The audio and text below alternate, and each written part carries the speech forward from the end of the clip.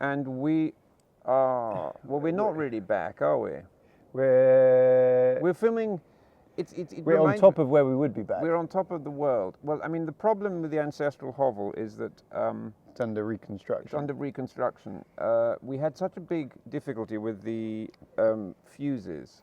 The power kept outing, and we never had enough really to. We were down to kind of one socket, I think, for the entire house. Yeah, walking around with a lit Dunhill table lighter to guide your way through the house. Yes, I mean that got a bit troublesome, really. And the Dunhill gas isn't cheap, so. And Mummy wanted, your mother, my wife, wanted to have the wiring redone. I tried to say it wasn't really worth it, because by the time of the cost of living crisis, we wouldn't be able to afford it anyway. We wouldn't be able to afford to use electric power. Well, we'd be warming ourselves by the light of our few remaining gas canisters from DuPont. Yes, the old ones. You've got quite a few of those old ones, don't you? I'm a very retro kind of guy. And here we are, we're smoking something we may have already smoked. Except we haven't. Past video. I think it was a Dominican version that we smoked in the past. But you know videos. what? This is for Davidoff Max. 3000. This is for Max. This is for his birthday. You've got to look at this cigar closely, viewer. You see there, the clue there is the bit where it says Cuba Habana. That's the best bit. Because these are from the late 1980s, and they are Davidoff 3000s, and Max is using a 9-carat gold Samdorok Dunhill cigar cutter for That's the one. slender gauges From 1967, 67, I think it was, yes. That I gave him for his birthday, and that is why we are smoking this exquisite cigar today. First of all, because it conforms to our mandate of being unavailable, unfashionable, and even if it were available, totally unaffordable. That's what we like, that's what we like. And also because it's your birthday, so happy birthday, Max. Thank you very much. I remember very well when Mummy was giving birth to you, your mother, my wife. I was having a rest. I was enjoying maybe a couple of fortifying miniatures of very Johnny Walker good. Blue Label. This is when you drank. I can't remember the days you were drinking. I can't either. Boom, boom. Very good, very good. No, thank you very much for this. We were thinking of smoking the Davidoff #1, but we thought that might be a bit excessive. Yes. Especially on a rooftop. Rooftop show, rooftop program, rooftop I mean, airing. This is a new dimension in Foulkes Sons. Look, there's a seagull or You see everything up here. You see planes, birds, bats, pterodactyls.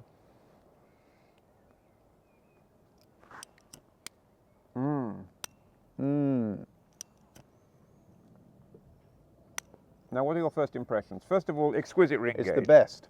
It's a 33 ring gauge. 33 ring gauge. So is this punch ninfast territory, or is that 28? The ninfast is slimmer, I think. Ninfast must be 28 then, or 31. The Slenderellas is 20. Slenderellas is 28. Ah, that's a proper cigar. I think it's the same as the Slenderellas. I think we need a 4 ring gauge cigar. That's what we do. We do really need. I mean, this is the slimmest from the Mill series, the core line, or whatever it's called. Because you got the 1 through to the 5,000. There's not a 6,000, is there? Maybe we should institute one. I remember I rather liked the 4,000 at the time. Actually, that was a nice cigar. That was more of a Corona Gorda, wasn't it, sort of thing? Yeah, I mean, I still love the 2000. The Dominican 2000, I think, is still a great cigar as well. I mean, but what is just so nice about these is that it just shows how brilliantly tobacco can age. I mean, this is a cigar that's about 10 years older than you are. And I'm not much older than. I mean, I'm a sort of probably a good 20 years older than this cigar, but that's all. So it's quite something. It's quite something. It's still very lively. It's not flavorful. You're not smoking something. You're not allowing the smoke to waft around the palate and get nothing from it and try and detect things. Oh no! Look, my anchor has come off. God Almighty! This is calamitous. I mean, the whole world is coming to an end up here. The swifts are. Oh look at the swifts. Was that a bat? I think I saw a bat up here one time. Maybe the swifts. Maybe twice. Oh look the swifts. The swifts. Oh, it's like and there's an aeroplane over there. How long have you had these cigars for then? Oh, must be 15 years. And I'm assuming they're from the only place to get Cuban Davidoffs. The only proper place to get Cuban Davidoffs. I mean, these are to be enjoyed in the finest circumstances. So I'm under duress because of the hovel having its one power point now denuded of its one power point. I've got A great resistance to the draw. I'm sorry to hear that, No, Max. no. I gave you the softer one. I Yes, said, know, would you 'cause like I'm the older. softer one? I'm older. I like to work for it. It's a great cigar. It's such an elegant size. It's a great shame that things like this aren't produced quite as regularly as they once were. I mean, this is what you used to see Elvis Presley, Michael Caine, Roger Moore smoking. Mm-hmm. It's not the same anymore. Although I've made a move to wider ring gauges myself now. What do you enjoy? I have been enjoying, as of late, the Unicos, the Vegas Robina Unicos, which is a Pyramide. Okay, yeah, Vegas Robina, yeah, 52. nice cigar, nice cigar. Sancho Panza Bellicosos. What's that? Is that not a trifle on the quiet side? Campana. There wasn't a great deal going on, but No, I did indulge. I had a not Paul a- Larrañaga Picadores recently and a Romeo Exhibition number 4, so all of the... Exhibition number 4, that's a 48. 48, 49 ring gauge, isn't it? Yeah, so all 48 and above recently is what I've been smoking. I had a San Cristobal El Moro the other day from 2001. That doesn't exist anymore, does it? The Doesn't Almora? exist. Not a great deal of flavour existed either. But, you know, it's a light cigar in the first place. This is delicious. So what do you, I mean, given the problem, viewer, is that we don't have any instructions with this. The manufacturer didn't issue these with operating instructions or instructions as to what to be able to taste. Like So they we're do really, with the new we're ones. flying blind here, which is not very good when you're on a rooftop, is it really? But we have the Bedouin encampment, known as the Holland and Holland rug here, which is, It's all going on. We've got the you know, we've got the sparkling tonic waters. this is great. It's a fine beverage. Yes, because we need the quinine there to ward off malaria, seeing as we're filming out of doors. The quinine. In an extreme environment such as this. And tomorrow I fly to Marbella. It's all right for you. I've got to still work. Well, I haven't really packed yet. This is such a surreal broadcast. I'm just smoking It's like some one of those sort of. It's like a sort of Buñuel film or something like that, isn't it? Yeah, you called me up. You said we must film. I said, Father, I'm Yeah, flying. the I'm Swift. flying. You might have to fly. I might transform myself into a Swift. I'm flying. and fly flying. away. It's brilliant. It couldn't be better. Yeah, we wouldn't want anything too strong up here on the roof, just in case we were to, you know, fall off. Viewer, I've forgotten to apologise for our somewhat less than formal attire. You will know that you know, Max is wearing what I believe the younger people refer to as a chore, as in short for a chore jacket, and I'm wearing an extremely fine safari in denim. It's very good. Where's by that my new from? friend, Mr. Lorenzo Cifanelli. Ah, He is a very elegant young man from France, and he has really mastered the art of these denim safaris. I wore it in Rome the other day to great acclaim. People stopped me in the street and congratulated me. the safari They jacket burst is, into spontaneous applause as I walked past. it is making a return. And I think it's got that kind of early 70s feel to it. I mean, I did see a Brioni one once in python skin from 1971, which would have been very good. And that would have gone very well with this cigar, I think. Well, I've got my kind of 70s St. Michael safari jacket that I picked up from the car boot sale, which is a fine garment. And this was also a car boot sale purchase, which is very exciting. It had some sort of Dutch woodworkers kind of company, carpenters company name on the Why pocket. did you take that off? It wasn't very stylish, but I've kept it. Dutch carpentry is possibly the finest thing there is. I mean, the carpentry of the lowlands is highly regarded. Doesn't get much better than maybe that. in the lowlands, but you know, the low countries. Look at those swifts over there. They're just migrated to Africa and back while we've been filming. It's What do you make of the cigar? Look at it go. It's great. It's a fine cigar. I mean, a very tight draw for me, but that's Are you getting flavour? I'm still getting flavour. So what are we getting flavour-wise? Delicate? Yeah, incredibly delicate. Not incredibly delicate. I think so. It's a good thing we haven't eaten dinner yet. Or had anything to eat for 3 days. Yeah, I doubt you'd be able to taste a great deal. But there we were earlier just saying how full of flavour it was. Well, I mean, in comparison to the air I was breathing beforehand, I mean, there was certainly flavour to it. Ah, dear God. Here we are on the roof. Ooh! No. Ooh! There's something going on there. There's a saltiness. There is actually a fair amount. I think if this cigar were in a wider ring gauge with the same blend, you wouldn't taste nearly quite as much. I think it's a slimmer gauge. Concentrates it. Yeah. I mean, imagine having this in a I wouldn't say 55 saltiness, but a ring salted gauge. almond. Yes, that would be a You wouldn't taste a 55, thing. 55 ring gauge of absolutely zero. I mean, that's where these slender ring gauges come into their own, is they concentrate the flavour. One just has to smoke it in the correct way and direct it to the correct part of the palate to derive the full satisfaction. But the ash alone Beautiful is a work ash. of art. I mean, that is worth crossing the road for. Beautiful ash. I mean, that's worth getting up onto the roof for, actually. Very nice. And my band's got some great patina to it as well. Do you think yours are from the same box? Yours seems to be,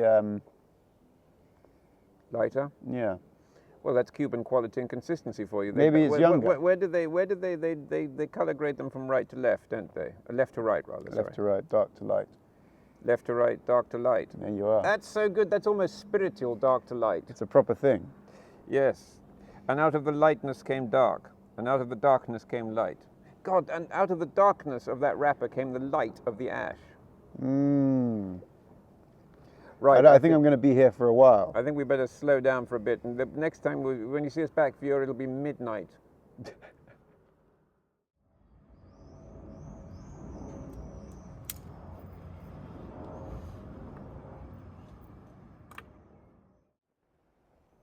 We said we would be back at midnight, but it's not quite midnight because it's still a little light. But Oh, there's crows on the church. Freddie, get the crows on the church. It's important that they're included in this Where are the crows broadcast. on the church? Can you see them on the roof? Two crows on the roof of the church. They're hopping along. Oh, I can. Look at them hop. God, what a world. It's great up here. But then we got the moon has risen. The moon has risen. The planes We see are West flying. London in all its splendour, and I mean there are I've many got- sights in the world, but few as gratifying as this. You can see Westfield very clearly. Who wouldn't want that? The O2 Arena's over there. No, not the O2. Wembley. That's what I meant. Scotland, I can see. Not too far. Turn round, we can see south of France. Morocco's that way. Morocco is that way. No, that's America. That's you can see. That's the New York. You can see over Pardon there. me, of course. Yeah. What I saw was Uxbridge Road instead. Uxbridge Road. Yeah. No. We can go. I can see Nova Scotia just over there. I mean, it really is quite the garden spot. So how's your cigar progressing? My cigar is progressing fascinatingly, actually. Oh yes? Genuinely, yes. It's developed body, but not strength too much. It's mouth-filling, quite mouth-filling actually for a cigar of this slender ring gauge. And I'm getting that sort of, you know when you get to about the last third of a cigar and you begin to get that sort of heat. Yeah. And I'm getting that with the sweetness and almost But a that's sort of quite nice. honeyed quality. It's actually delicious. Well, my drawers opened up a little bit. And I suppose the flavours I'm experiencing aren't dissimilar to what you are. I've got the honey and the sweetness, but also a saltiness that is You continuing like that throughout. saltiness? Well, it's there. It's I had a bit of saltiness very at the much beginning. present. I didn't have quite as much saltiness as perhaps you did, but I've got a little bit still. Well, I think they must be from, well, certainly different boxes, maybe different years as well. Maybe different And manufacturers. mine seems to have a rougher, more taxing life than yours because of the way the band looks. And Well, my band is My band has been fixed with a certain firmness, as if it were to be smoked in all weathers. Do you know what I mean? This band is not going to come off in a hurry, and I certainly don't want to damage a 40-year-old wrapper leaf by even attempting to. I mean, this is a privilege, isn't it, Max, to be able to sit up here. It's almost like being in America and having one with my buddies on the what do they call it? The screen door or something. What's or the that? porch. The porch, on the porch. It's Yeah. in a rocking chair. Maybe But you wouldn't even want a after bloody rocking chair up here, would you really? they say after 18 holes 18 on the holes course. in the golf course. I want a cigar that lasts me 18 holes. Good God, that's like a. How long does a hole take? Well, I mean, whatever it is, Couple it of would minutes? take. I mean, A no, I mean, minute? it's like hours. You can be up Hours. there. I mean, so it's yes. not an 18-minute. 18 minutes cigar. a minute a hole. You No, know. I mean it's a sort of an entire day's activity. Just hit it at the hole. I mean, even if you have a golf cart, it takes you a while. Oh, that's the whole point of golfing, isn't it? Just to ride around in the golf cart, smoke cigars. Well, that's my idea, Freddie. Please don't go so near the edge, Freddie. Please, it worries me, especially with the light fading. I think soon we'll see the bats come out. Oh, the crows are getting closer. They're on the. Look at it go! Look, it's great. I love crows. You know, apparently, if you give them food, they bring you gifts. They're very intelligent crows, aren't they? They bring you like bits of string. Aren't they or supposed to be second bottle only to caps. dolphins in their intelligence? Dolphins are apparently quite evil. No, the dolphins are very good. Have you not They're seen planning to Flipper take the over the dolphin? world. I used to work at the Brighton Aquarium where You went swimming with I the went dolphins. swimming with dolphins. I mean, those were the days of proper interaction with the environment. And you used to steal milkshakes from the milkshake man. From the milkshake, yes, the milkshake supplies area. I'm not particularly proud of some aspects of my misspent youth. We used to skateboard. And you used to have the wheels on the front of the board smaller than the wheels on the back. Yes, that was a very early 1980s, late 1970s thing to do. That's great. Yeah. I mean, but that's like that was the beginning of skateboarding, wasn't it then? It was the beginning of skateboarding, certainly for me. And I was probably the end as well. And you would skateboard from the aquarium to the bank with the takings. Mm-hmm. They obviously trusted you. Could you imagine? Yes, I think they did. They didn't know you stole milkshakes from the milkshake man. No. I think that was permitted. I think they factored that into the wages of 50 pence an hour. That's what it was. I mean, it was an incredibly, what should we say? I think if there were a minimum wage, it would have been substantially below it. But couldn't you kind of pay rent with 50p? No. No, this was the 70s where no one had any money. And no one had any money anyway. And then I remember actually I was working there at the time. Well, this wasn't the 70s, it was the 80s, right? Of the marriage of Lady Diana Spencer to His Royal Highness the Prince of Wales. 1981. And is that right? Yes, one of the employees went off to London to see the things, and then the rest of us stayed behind, and we, at whatever time it was, we were given 10 minutes off work to enjoy a schooner of sherry to toast the royal couple's health. So what's the schooner? Well, it's a bit like this, except it had a more bulbous bottom, and you could have a schooner of sherry or a schooner of port. It's the kind of thing that go into your local public house and say, "I'll have a schooner of sherry," and see what they say. Maybe one of those gastropubs or. It's usually I'll have a pint of your. Or a micro brewery. What is it? What is it? My dear brother likes to say, "I'll have a pint of your cheapest lager." I think that's what it is, please. I'll have a pint of your cheapest lager. A pint of your second least expensive Chateau Neuf du Pape. Anyway, look, the night is falling, viewer. It's a very good cigar. The bats are rolling in. We wake up, they're dangerous creatures. Yes, we don't want to be under attack. Freddie is silhouetted against the setting sun. The moon, we can see, pick out the craters. We can see the American flag left there when they faked the moon landings on the moon. And you know what? You know some of the Omega watch glasses are still up there. They popped out. Oh, what? Because of the pressure or lack of pressure? I can't remember. I mean, you need Professor Brian Cox to answer technical questions like that. I just know that they popped out. Who spent millions of pounds on creating a pen that could be used in space? Well, that would be NASA, I would imagine. I had one of those. Where the Russians were using a pencil, I think. Yeah, the Russians were using a pencil. It's the right way to do things, isn't it? And when they wanted to test weightlessness, which I've done that thing in the vomit comet, as they call it, where it describes a parabola, the jet plane, and you're floating around. They just chucked the Russians down a lift shaft at Moscow University. Oh, really? Yes, with some cushions in the bottom of the lift, so they experienced weightlessness for about 4 seconds. And then they send them into space with a pencil, having chucked them down a lift shaft. That's the extent of their training. I think the testing was. I wonder what cigars did the Americans give? Was that before? It would have been after the Cuban Missile Crisis. So presumably they'd have to have been sort of Nicaraguan or something. Yeah. Anyway. All right. Well, here we are. Thank you very much. It's been a pleasure, and. We hope to return to some form of internal broadcasting studio level but I mean the hovel is in such disarray that it would have been a crime to expose that to the. Oh, and Max, before we say goodbye, tell me.